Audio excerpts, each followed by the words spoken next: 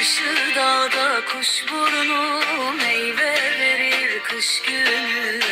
Hiç ayrılık olur mu zemheride kış günü? Fındık dalında direk, vay sana yanmış yürek. Sen nelere dayandın, buna da dayan yürek. Kaynattım çayıra, güneş vurdu bayıra.